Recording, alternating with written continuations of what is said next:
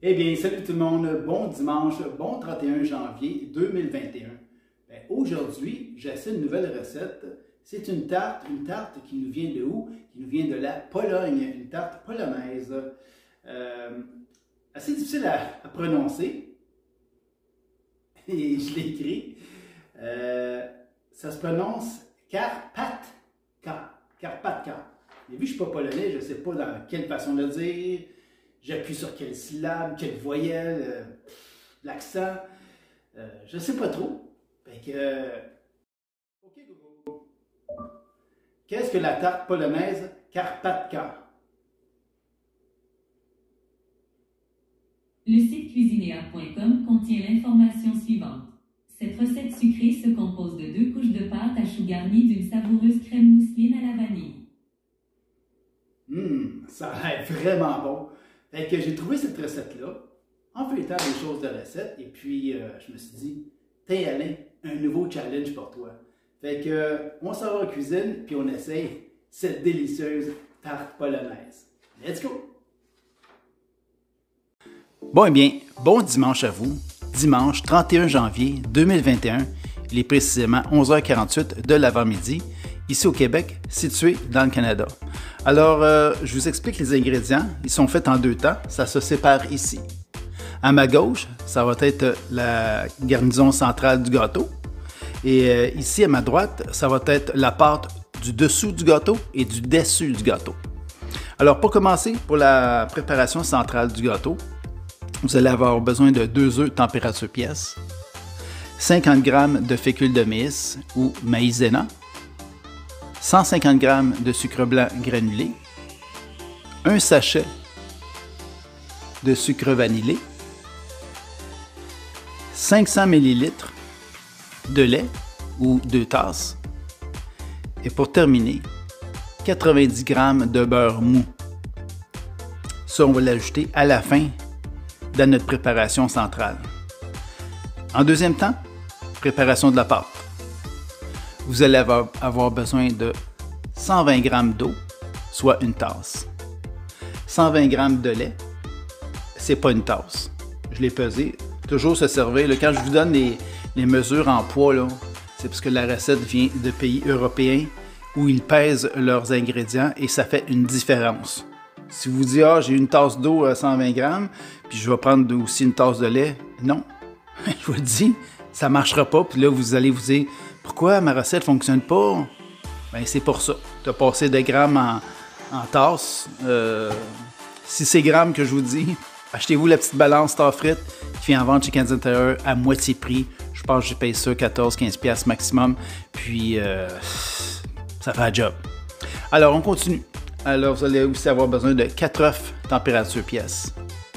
Et puis, 150 g de farine blanche tout usage. 80 g de beurre.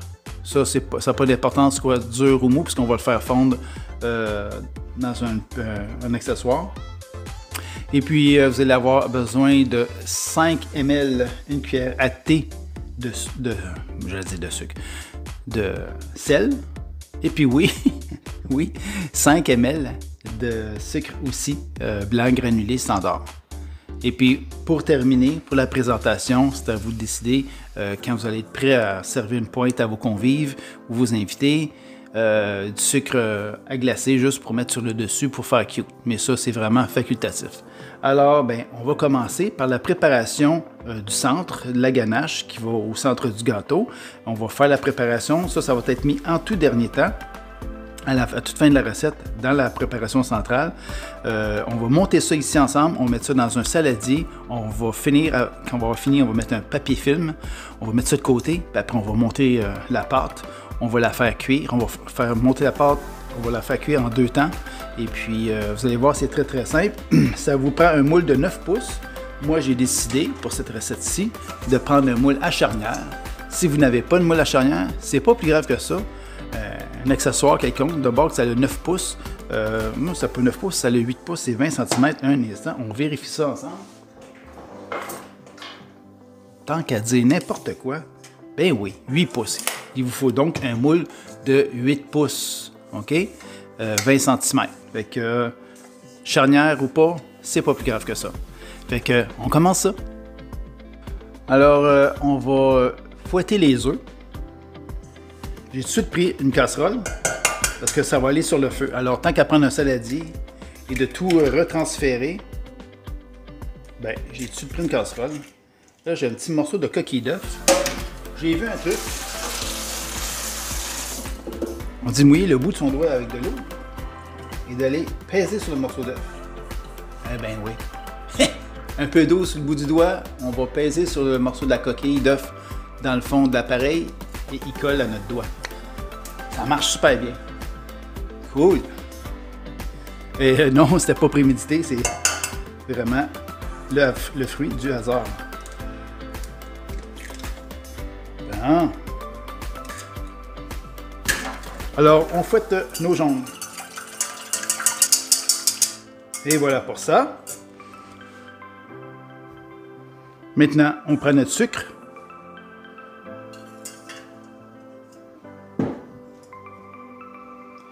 On va fouetter ça ensemble. Et voilà. C'est ça que ça doit avoir l'air. OK?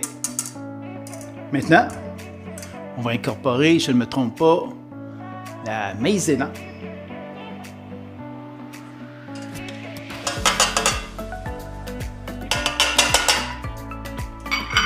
Et notre sucre vanillé.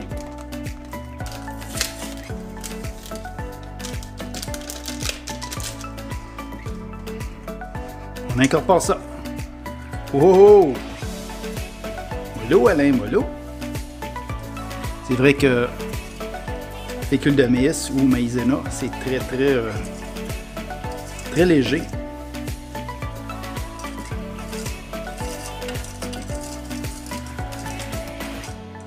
On va ajouter notre lait à ceci.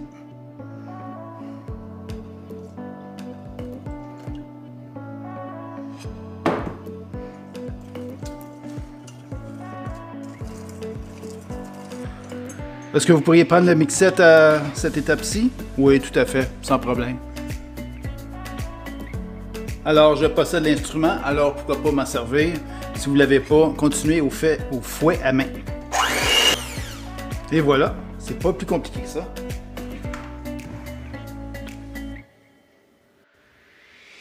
Bon, bien, pour la suite des opérations, on va amener ça presque à ébullition, mais à feu moyen.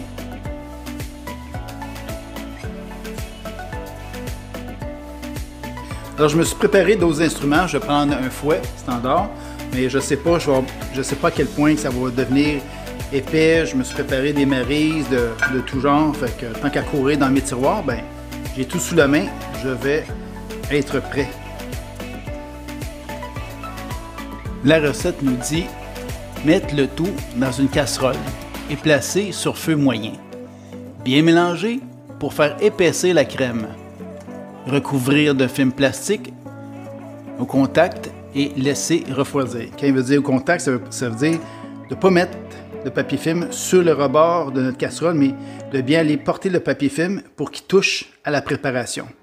C'est ça qu'il veut dire par au contact. Alors, ben, j'ai mis mon rond à puissance 5 sous mon induction, feu moyen, et puis je vais brasser jusqu'à ce que je vois un épaississement. Après ça, ben, je vais la retirer. Parce que de la maïzena, ça sert à faire épaissir des sauces. Maïzena ou fécule de maïs. Fait que donc, avec la chaleur, mon assemblage va épaissir. Et ça va continuer en refroidissant. À la toute fin, comme je vous ai dit, j'ai gardé du beurre. Du beurre que je fais ramollir à température pièce. Je vais mettre des petits morceaux. Mais il vient le temps de garnir ma tarte. Ben, je vais rajouter le beurre à cet assemblage-là et que je vais refouetter au fouet ici pour assembler le beurre, incorporer le beurre parfaitement à cette préparation-ci. Alors, on mélange.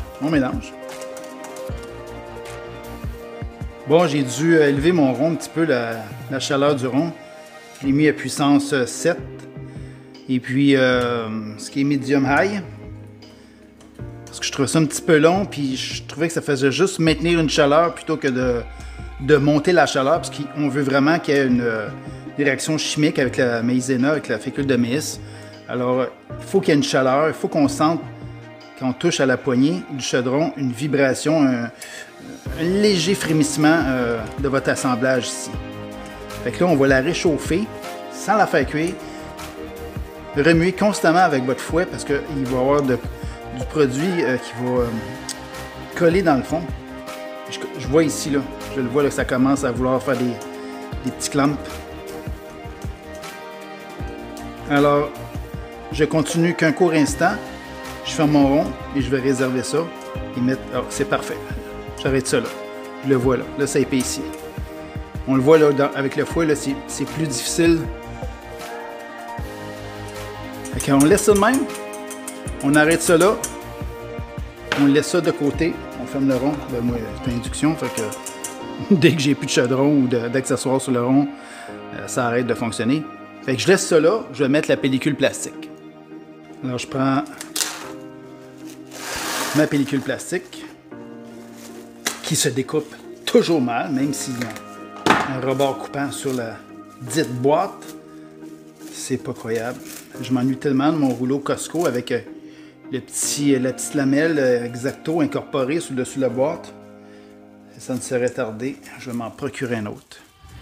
Alors, comme je vous ai dit, on ne le met pas sur le dessus comme ça. On va vraiment, vraiment aller le porter sur le dessus de l'assemblage. On s'assure que ça touche partout. Jusque sur les rebords, OK? Et voilà, est-ce que c'est beau comme ça? C'est cassé. Ouais! Bel job, Alain! Ah oui, ça épais ici. Je suis content. Moi, c'est ma première fois que je la fais. Là. Il n'y a pas de pratique. Là, c'est du live. Là. Ça passe ou ça casse. C'est une réussite ou un échec. On va le vivre ensemble. Fait que, on va pour la deuxième étape, celle de la pâte. La pâte du dessous et la pâte du dessus. Alors, pour la pâte à choux, parce que c'est une pâte à choux qu'on va fabriquer, ils nous disent mettre l'eau, le lait dans une casserole. J'ai choisi ceci comme casserole. Ajouter le beurre et la farine, cuire sur un feu moyen en laissant fondre les deux ingrédients mélangés. Bon, ben on commence ça. Bon, eh bien, moi je vais mettre les ingrédients dans cet ordre-ci. Je veux faire fondre mon beurre complètement avant. Je rallume donc mon rond.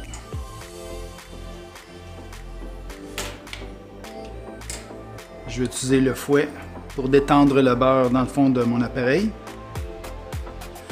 Pendant ce temps-là, ce que j'ai fait avec mon eau, que je dois rajouter, et le lait, je vais le faire dans un instant, j'ai fait bouillir mon eau, parce que je vais devoir rajouter, et ça fond déjà, je vais devoir l'ajouter à mon beurre, et je veux pas que l'eau température pièce, ou un peu plus froide, vu que c'est l'hiver du robinet, vienne ralentir la cuisson, refaire saisir un peu mon beurre, puis je perds du temps. Fait que pour conserver la rapidité, ben, j'ai fait bouillir mon eau, puis je vais faire préchauffer mon lait un peu au four micro-ondes, peut-être un court instant, là, 30 secondes, 1 minute maximum, là, juste avant que ça bouillonne. Fait que, on fait ça. Bon, bien, mon beurre frémit déjà.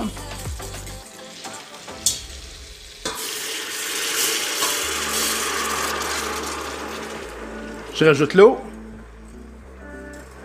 mon lait, et je brasse.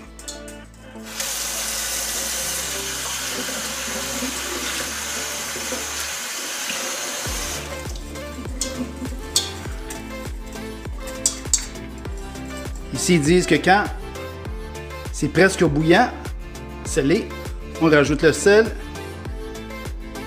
et le sucre.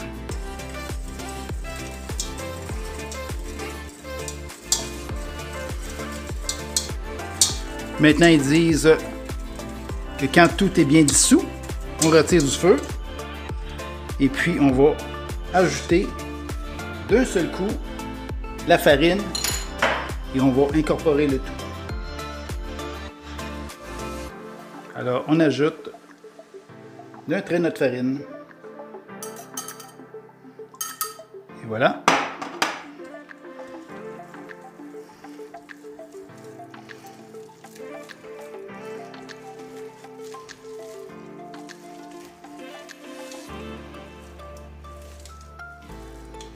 ressemble quasiment à des patates pilées.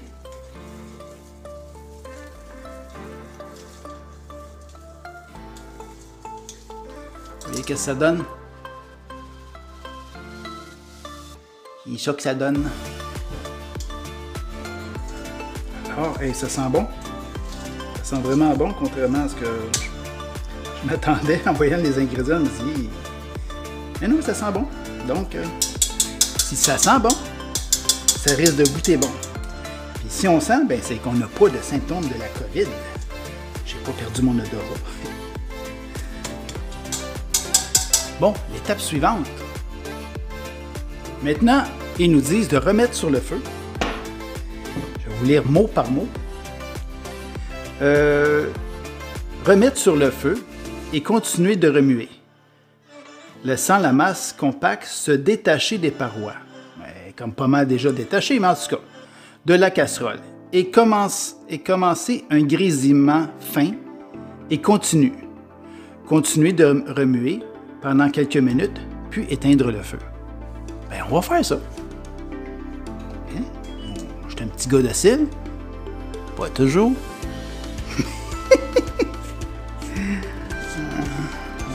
Bon. Alors, on va cuire ça jusqu'à ce qu'on entende un petit grésillement. On va poursuivre légèrement. Puis on va arrêter ça.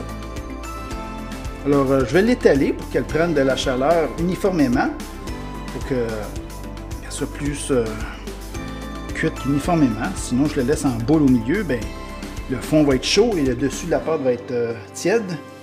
C'est pas ça qu'on veut. Ah! On entend déjà un petit bruit. Un petit grésillement. Ben, on va brasser. Je vais baisser mon feu un peu. Parce que moi, je veux pas que ça rate. J'ai pas le temps de rater aujourd'hui. Des choses à faire. Je suis à la puissance 5 de mon four induction. 5 de 10, je suis vraiment à la moitié de la puissance de mon four, de ma plaque induction. Alors, bon, on arrête ça là. C'est assez. Prochaine étape. À présent, les directives me disent, parce que ma cuillère est ici, j'ai retiré du feu, tel que demandé, de mettre ceci, la pâte, dans un saladier.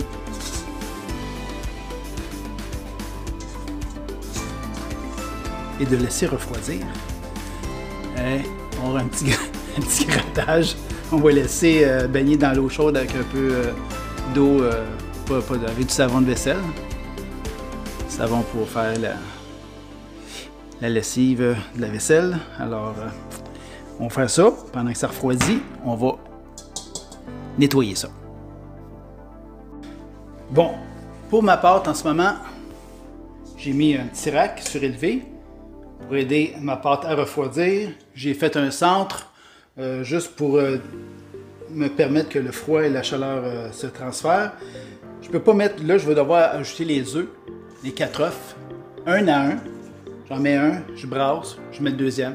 Pourquoi on doit attendre que la pâte soit fraîche, qu'elle ne soit plus chaude au toucher? Parce que si on met l'œuf tout de suite, il va vouloir cuire dans la pâte et on ne veut pas ça. On veut juste l'incorporer et que la cuisson se fasse au four. En attendant, je vais vous montrer un petit truc. Comme je l'ai dit au début de ma vidéo, je voulais utiliser ceci. Pour ce faire, oui, mais j'aurais dû en avoir 2 de la même grandeur parce que je vais devoir faire cuire ma pâte à 400 degrés Fahrenheit pour 15 minutes sur la grille du centre. Après, abaisser la température du four à 350 degrés Fahrenheit et poursuivre la cuisson pour 20 minutes. Fait qu'il aurait fallu que je répète ces opérations-là 2 fois. Fait que ça fait beaucoup de temps. T'en fais une, c'est prêt, et tu recommences avec l'autre. Fait que je ne me servirai pas de ceci pour cette fois-ci. Je vais en acheter un deuxième, j'en aurai 2 sous la main. Alors, j'ai 2 moules comme ça à gâteau. Ce que j'aime moins de ce moule-ci, comparativement au moule à charnière, c'est qu'il s'en va, il est en angle. Ici, en surface, c'est plus large que le fond. Mais bon, pour cette recette-ci, je vais le faire comme ça. J'improvise avec les moyens du bord. J'ai des papiers parchemin déjà découpés ronds que j'ai achetés au magasin 1$. Ceux-ci, ils ont 8,5 pouces. C'est exactement la grandeur que j'ai ici en haut. 20 cm. C'est bien ça. Ah, c'est des moules de 8 pouces qu'ils disent. Par 1,5 pouce de haut. Alors, c'est trop grand. Ça ne fit pas bien. Fait que je vais vous montrer un petit truc de pro. Alors, vous trouvez le centre. Dans 2 minutes. Vous trouvez le centre de votre plat. Moi, j'ai pris un petit crayon feuille. J'ai fait un petit point. OK? Je prends mon rond ici, déjà prédécoupé. Je le replie parfaitement sur lui-même.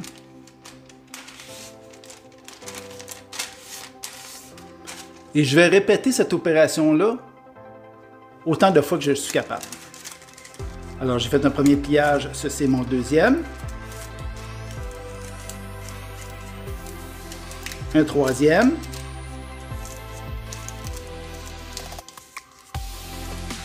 Un quatrième. Ce qui est largement suffisant. Alors, ça me donne ceci. Je viens le mettre le bout ici sur ma marque que j'ai préfait. J'appuie sur le pourtour. Juste me faire une petite marque visuelle. Je prends ma paire de ciseaux et je le coupe avec une légère angle arrondi.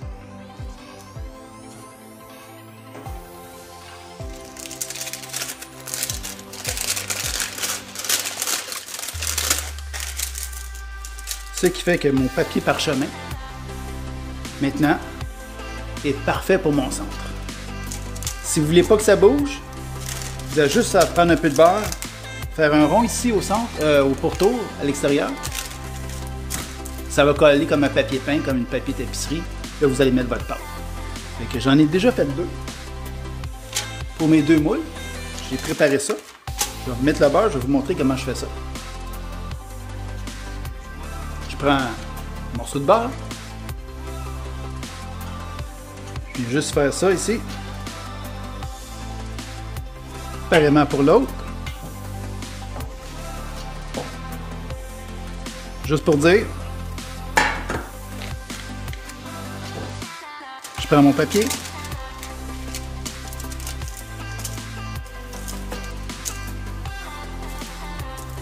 Et voilà, il va rester bien en place à l'intérieur de mon moule.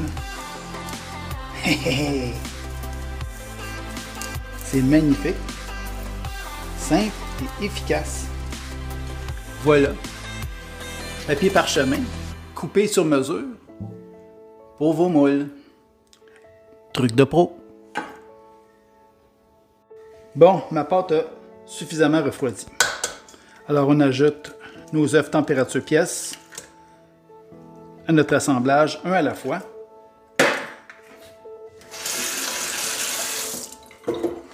Et maintenant, on incorpore. Qu'est-ce que tu dis, Nathalie? Ah, tu veux que je rapproche la caméra? D'accord, Nanou. On va rapprocher la caméra pour Nanou. Voilà, coucou. J'espère que tu es contente.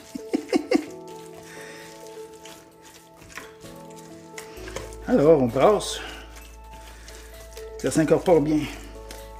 Pas que ça va donner, franchement. J'en ai aucune idée.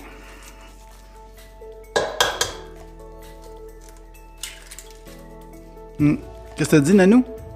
Oui, oui, j'ai lavé mes mains.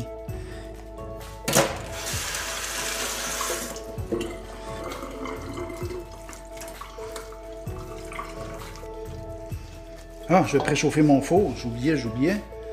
Bake, chaleur statique, toujours. Pour mes recettes, 400 degrés. Oh, j'ai dit 450 tantôt, mais c'est 400 degrés. Et voilà. On va préchauffer. J'aurais dû faire ça bien avant, là, mais quand je fais une vidéo, quand je monte une vidéo, c'est pas comme quand je cuisine pour moi tout seul. Là, je dois penser à lire, à me relire, à vérifier les étapes, ceci ou cela, avant ceci, cela. Ça fait que des fois, j'oublie de faire les bonnes choses tout le temps correctement. Mais à date, j'ai toujours réussi mes recettes. Il n'y a pas une fois que j'ai dit « Ah, j'ai complètement anéanti cette recette-là, c'est raté, c'est un flop. » Non, ça n'arrive pas à date, je suis chanceux. Bon, mais je pensais avoir besoin de la mixette. Non, ça prend. Ça se prend. Je suis content. Fait que là, après, ils disent plus loin, on va séparer la pâte en 2 parties égales. Alors, je vais reprendre ma petite balance tarte frite, vu que c'est extrêmement mou, collant, fait que je vais la faire tomber dans un sel, je vais la peser en totalité. Puis après, je vais la séparer. En tout cas, bref, inquiétez-vous pas, là, ça va être en 2 parties égales, aux 2 grammes près. Ça prend. Je suis content. Vous voyez? Ça va faire une pâte. Hey! Ça va être un beau dimanche. Un beau 31 janvier.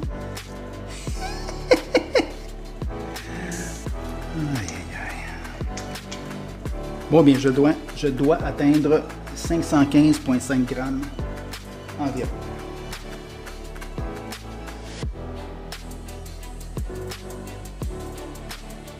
Bon, je suis satisfait. Maintenant, nous allons répandre la pâte grossièrement, comme ceci.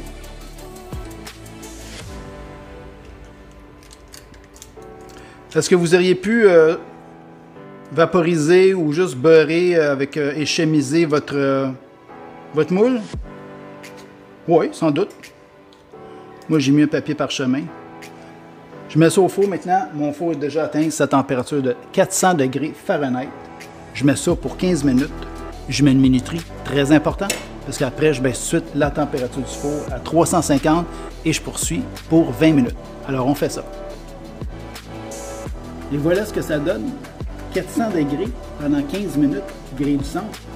Là, ça cuit à 350 degrés Fahrenheit pour 20 minutes. C'est ça la pâte à choux. Ça va sûrement redescendre, mais je la sors du four, là. Mais ça va être fou comme allure. En tout cas, je sais pas comment je vais faire pour faire l'assemblage de tout ça, mais ça, c'est une autre paire de manches. Complètement drôle. Ben, on se revoit tantôt. J'ai bien hâte de voir comment je vais l'y prendre. Oh yeah, c'est prêt. On sort ça de là.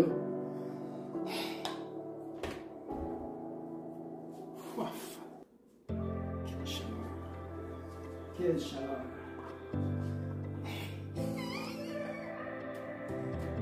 Ici, toi. Regarde ça.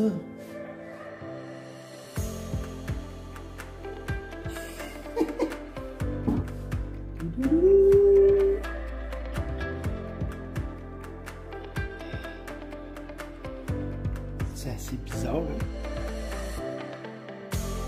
Vraiment cool. Fait que on laisse refroidir ça. On va travailler ceci maintenant.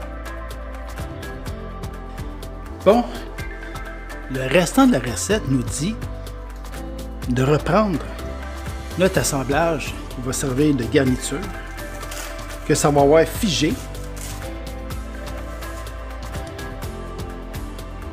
Il reste un petit peu de liquide. Je sais pas si je dois m'en défaire.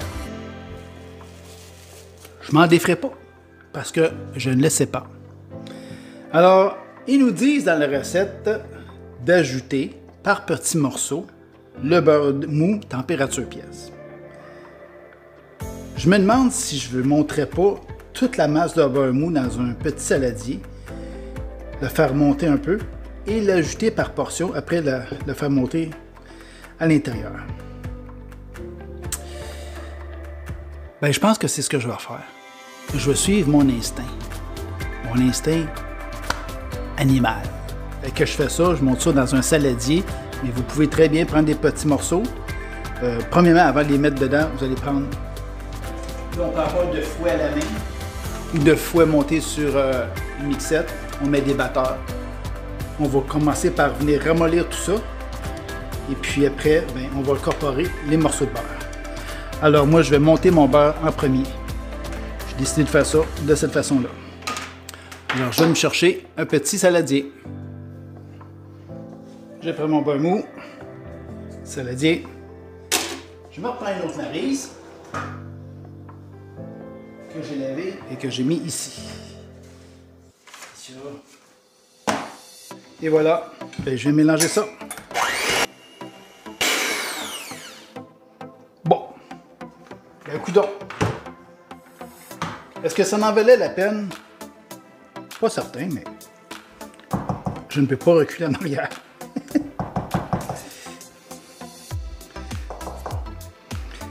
Maintenant, c'est pas grave s'il me reste du beurre sur mes batteurs. Je vais revenir liquéfier tout ça. On y va doucement. Ah oui. Vous voyez? Ça l'a vraiment épaissi. Alors, je prends un peu de beurre.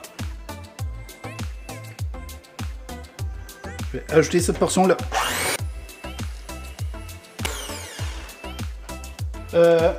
Mesdames, vous ne pouvez pas mettre de margarine. Mais nous, pas de becel.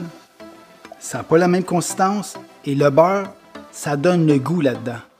La margarine, ça n'a pas de goût. Et ça ne va pas donner la même consistance. Vous allez dans les grands magasins de pâtisserie, là, je ne parle pas IGA Métro, là, des vrais commerces de pâtisserie. Demandez-leur s'ils mettent de la margarine dans leur plat là, pour donner de la saveur. C'est sûr que c'est non. Peut-être juste pour graisser un moule, ça va, mais encore là. Voilà. C'est terminé. Faut que je goûte à ça. Oh!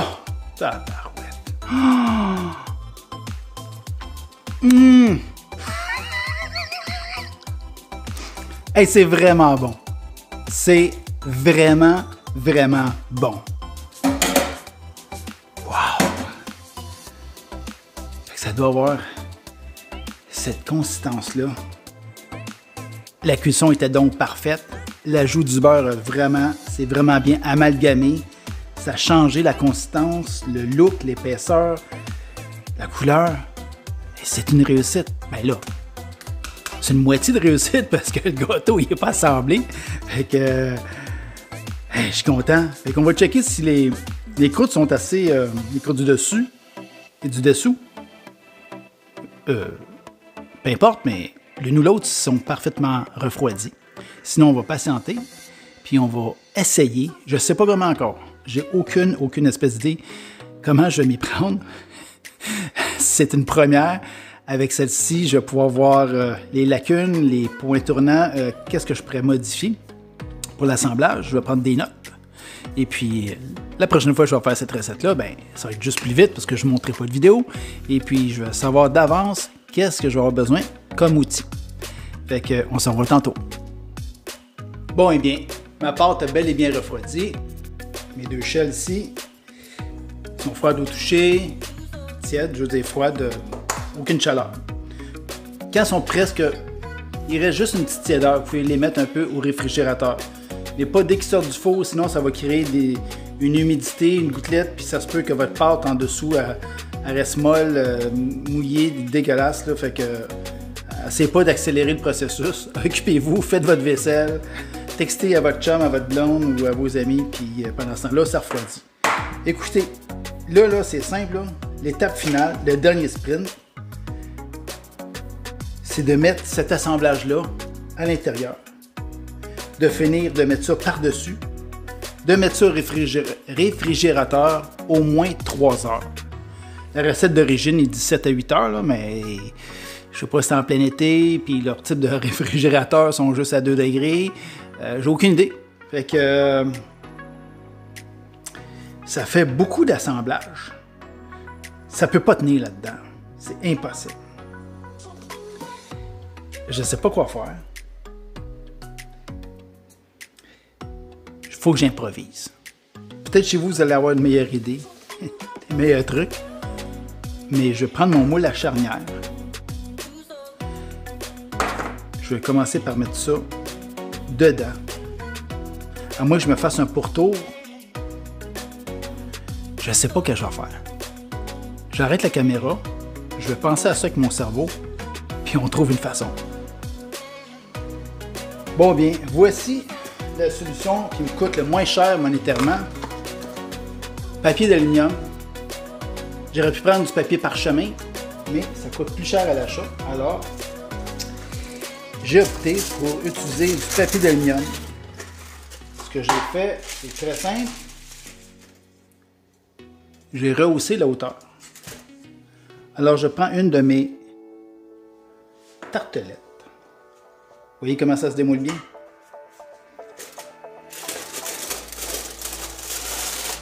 Je viens de la déposer et la placer délicatement, qu'elle repose parfaitement.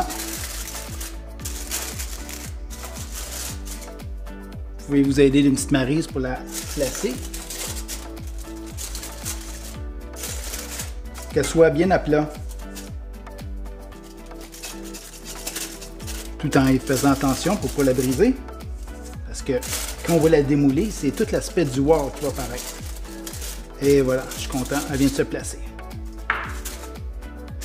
Alors maintenant, ce que je vais faire, je vais mettre tout ça à l'intérieur. Puis pour terminer, je vais venir la couronner sur-dessus de l'autre pâte. Je vais bien appuyer, mettre ça au réfrigérateur, au frigo, pour quelques heures. Puis après, j'aurai juste à ouvrir le moule à charnière, dérober le papier d'aluminium pour avoir la présentation. Puis avec le petit papier parchemin que j'ai coupé, le truc que je vous ai donné, hey, c'est assez simple? Merveilleux. Fait qu'on fait ça, les amis. On met notre assemblage bon et goûteux, parce que j'ai goûté au batteur. Waouh! Vraiment, vraiment bon. Puis, cette préparation-ci, la garniture centrale, bien, au frigo, elle va prendre, elle va figer un peu plus. Donc, vous venez bien lécher les rebords de votre appareil. Voilà.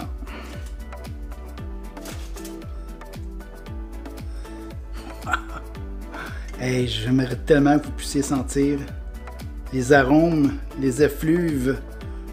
C'est juste trop bon. Oh, Nanou, tu rates quelque chose. Bien. Voilà. Encore la vaisselle à faire. Alors, gentiment, en restant le plus possible à l'intérieur de la pâte, on vient l'étaler. Il faut que je m'achète un petit plateau tournant sur Bearing. Ça m'aiderait à travailler certains plats que je fais. Ou ça pourrait être uniquement vidéo et photo. Quand tu veux faire des présentations, tu peux faire tourner le petit plat, le petit plateau tournant, puis tu filmes en même temps. Tu arranges tout ça au montage pour donner le petit coup d'élan. Ben, c'est vraiment bien parce que je pensais que ça allait faire une énorme quantité de la solution centrale, de la garniture, mais non, c'est parce que la pâte, en refroidissant, elle creuse. Fait que je trouve ça vraiment bien. Fait que là, avec la maryse, je viens gratter les rebords du papier d'aluminium. C'est vraiment beau! Ben, vous savez que je pensais en avoir tellement, là. Je pense que mon papier d'aluminium va être complètement inutile. Fait que chez vous, là, ne vous en faites pas, là. Vous n'êtes pas obligé d'utiliser le papier d'aluminium, là. Ça rentre parfaitement. Wow! Bon, ben, maintenant, il me reste juste à mettre le morceau du dessus. Et on, petite cuillère. Ouais, aussitôt que j'ai fini, je lave mes affaires avec ça disparaît vite de mon comptoir. Je déteste quand ça traîne. Je capote, je file pas bien, on dirait que je fais de l'urticaire. On est tous faits différents et il faut respecter ça. Good, good.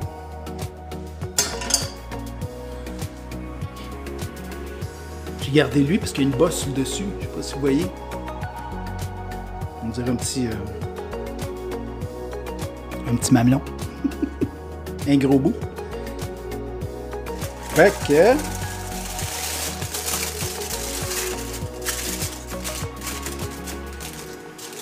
je viens délicatement appuyer partout sans briser la pâte,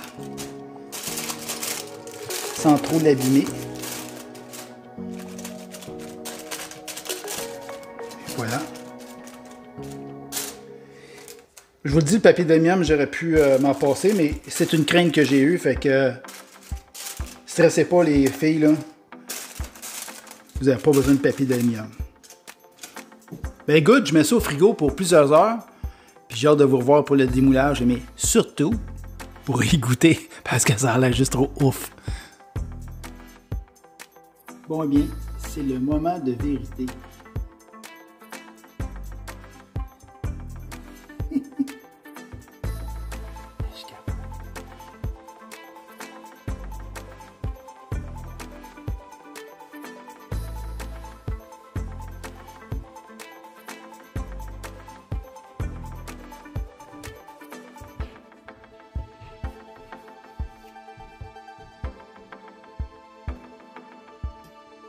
Êtes-vous prêts, les amis?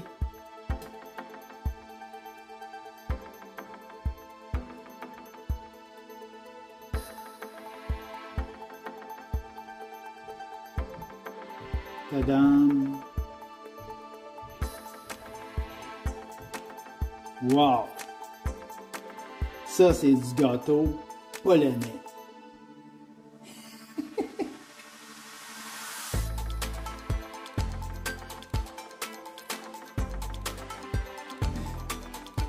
Bon, bien les amis, c'est le moment de vérité.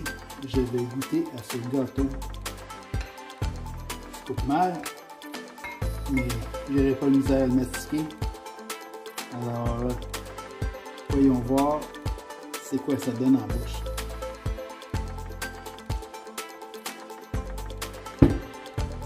Oh my God! Oh my God! Wow! Et j'en viens juste pas. C'est moi qui ai fait ça. C'est vraiment, mais vraiment bon. Je vais refaire ce gâteau-là encore et encore et encore. Je vous le dis là, c'est digne d'un... J'ai pas de mots. J'ai pas de mots.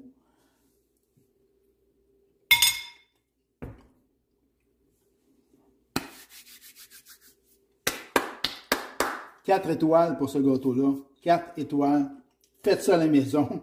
Vous allez, écoutez, j'ai pas de mots. J'ai pas de mots, j'arrête la vidéo là. C'est juste trop hot. Trop hot. Fait que, go, faites ce gâteau-là. Demain, cancellez tous vos rendez-vous. Dites à votre chum qui reste chez eux, vous voulez pas le voir, faites ce gâteau-là. Ciao tout le monde, bonne fin de soirée.